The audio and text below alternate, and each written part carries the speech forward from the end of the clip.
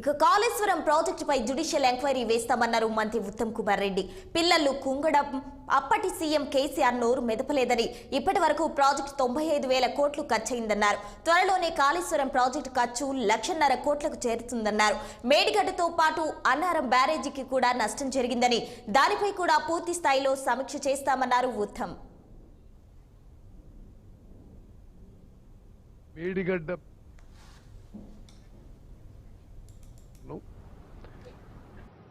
Kaleshwaram project విషయంలో మా party అభిప్రాయం మొదటి నుంచి ఒకటిగానే ఉంది. ప్రాణహిత చేవెళ్ల ప్రాజెక్టు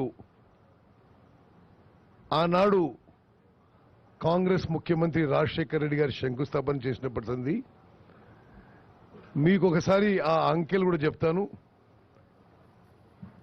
38,000 కోట్లతో 16,40,000 ఎకరాల కొత్త ఆయకట్టు ఇవ్వడానికి ప్రాణహిత చేవెళ్ల ఒప్పుకోవడం జరిగింది.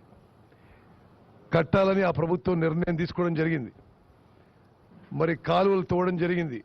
ఆ బ్యారేజ్ విషయంలో, ఆ హైట్ విషయంలో మహారాష్ట్రలో జరగబోయే కొద్దిపాటి ముంపుకి ఆ ప్రభుత్వంతో అక్కడున్న ప్రజలతో చర్చలు జరుగుతున్న సందర్భంగా ప్రభుత్వం మారింది.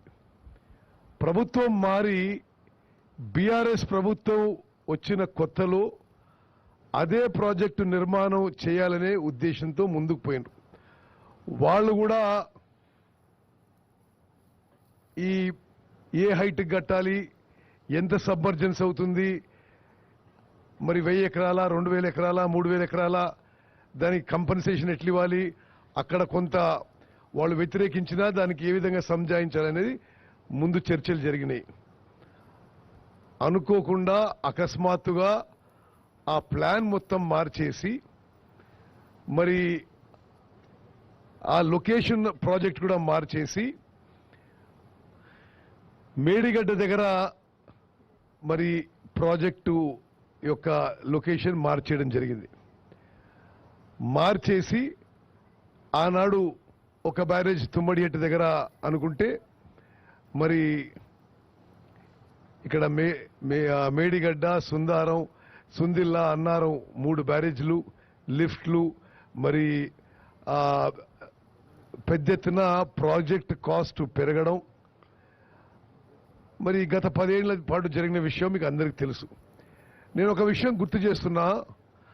ఆనాడు 38,000 కోట్లకి 16 లక్షల ఎకరాలకి మరి ఆయకట్టు కోసం ఆ ప్రాజెక్టు నిర్మాణం తలపెడితే, ఆ తర్వాత ఈ కాళేశ్వరం ప్రాజెక్ట్ కింద 80,000 కోట్లది 80,000 కోట్లు